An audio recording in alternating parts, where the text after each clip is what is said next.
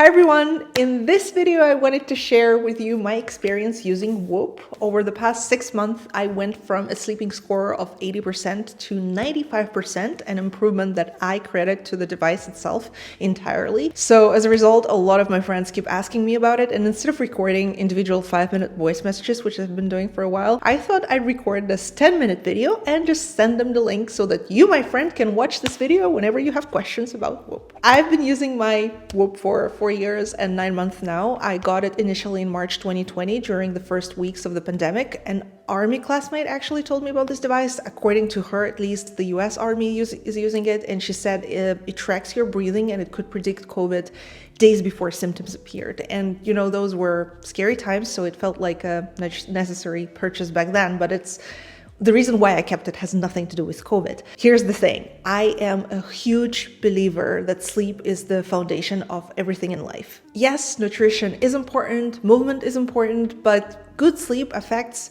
how I eat, it affects how well I can exercise. And unfortunately, getting enough sleep isn't that simple, at least for me. Sometimes I work late, sometimes I lie in bed worrying about things, sometimes I'm just scrolling my phone. So for me, sleeping more has been a very, very slow, challenging process. And Whoop probably was one thing that really helped me in this journey. Since sleep is what I am personally most interested in, I only wear my Whoop at night, and the first thing that I check in the morning is the percentage of sleep that I got relative to the number of hours Whoop says that I should be sleeping. So for instance, if I slept 7 hours out of 8, then the bracelet would give me a score of 87%. And the first years when I wore Whoop, I usually scored around 80%. I cannot imagine how I functioned back then, because over time, I really learned to recognize the difference in how 80%, 85%, 90%, 95% how it makes me feel. If I wake up to an 80%, I usually feel tired.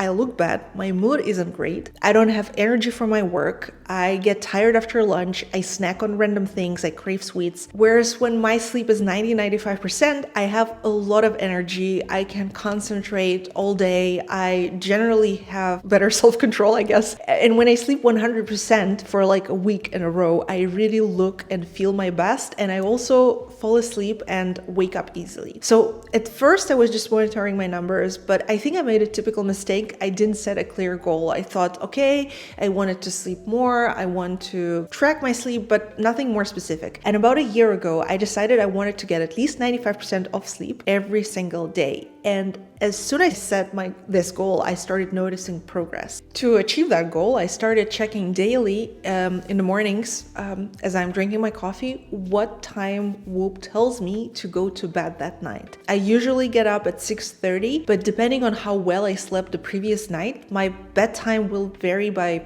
45 minutes to an hour. And knowing the exact hour I need to go to bed to hit those 100% of sleep has really helped me with bedtime procrastination. When I know that I need to fall asleep by, let's say, 10:15, I just plan my whole evening around that time. Like if you need to be, I need to be in bed by 10, then I probably want to be reading a book by 9, so I want to shower 8:30 and so on. And something interesting that I noticed is that if I stick to a good sleep schedule, I will automatically wake up only a couple of minutes after I reach my 100% sleep goal. And this has happened dozens, probably hundreds actually, of times by now. And I think this proves that Whoop's estimate of how much sleep I need is very accurate. But it also happens that when I don't get enough sleep for a few days or weeks, or I have inconsistent bedtime, wake-up times, then my circadian rhythms, I think, get disrupted. And on such mornings, I can easily sleep through this 100% mark. If I sleep 30-40 minutes over that 100% mark,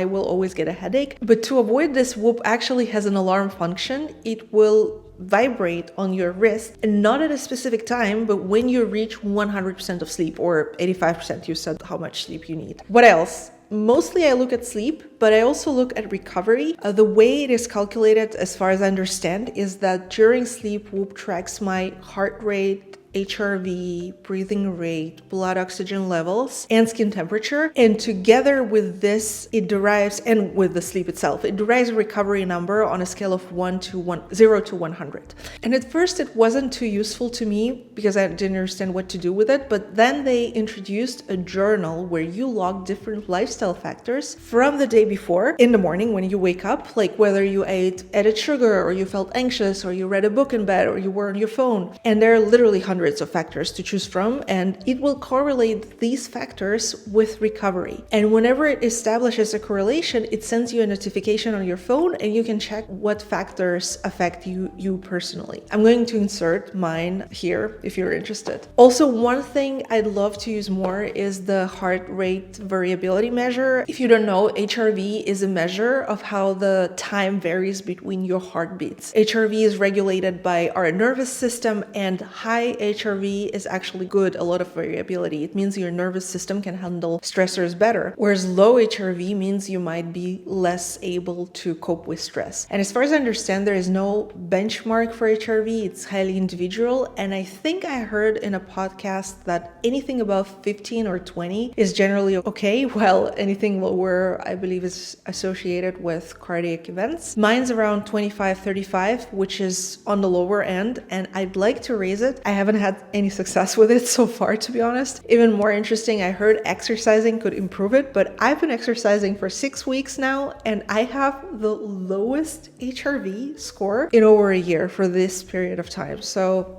I don't know, I'd like to keep experimenting and see, maybe I'll identify some factors over time and they will help me raise it. So should you get a Whoop in particular? I am pretty sure that whatever wearable you choose, Whoop or a Ring, Apple Watch, anything else, it will give you very similar data. So to me, the question, aside from like general functionality and cost, is how convenient it is for you to wear it, especially during sleep. I personally don't like the feeling of jewelry on my hands, and I can't imagine wearing a ring on my finger every night. I wouldn't even wear a wedding band, but I also can't imagine sleeping in the Apple Watch, for instance, because of how bulky it feels on my wrist. So that's one reason where I would prefer a Whoop, but I have to say that during these 4 something years that I wore it, I once stopped wearing Whoop for several weeks, simply because I no longer wanted to sleep with it on my wrist. I just found it annoying. So given a choice, I would still prefer to sleep without anything on, but I really love the data I get from it and how it helps me make healthier choices. So I keep wearing it. Now, a really cool thing about Whoop is that as long as you are a member, you pay your membership monthly, you get new devices sent to you completely for free. I initially purchased mine in the States, and since then we've moved to Europe and they had no trouble shipping it to me here. And you don't need to think, should I upgrade? Should I not upgrade? You are automatically upgraded. The bracelet itself is washable, but since I don't wear mine outside, to be honest, I don't wash it often enough. And as for charging, I think it holds for about 4 days, but it's hard for me to say because my husband charges all the devices in this house for me. It's just something he does. But the one thing you should keep in mind though is that the charger itself, it doesn't seem to hold a charge well at all if it's unplugged, while fully charged, for me, it just charges within a day, within hours. And some people on Reddit have shared screenshots of Whoop support messages saying that the charger should always stay plugged in, which is what we always do. But if you're traveling and thinking, okay, I'll bring a fully charged Whoop and a fully charged charger, and that will give me, 10 days total, I don't think that's gonna happen. You'll need to bring the wire to recharge your charger first. Lastly, when you use your Whoop, they give you a referral link that you can share with your friends. They get 1 month free, and so do you. So I'm gonna share mine in the description in case you'd like to try it out. If you have any other questions about my experience with Whoop, let me know in the comments. I'll be sure to answer them. And yeah, that's it for now. Have a great day, everyone, and see you in the next video. Bye!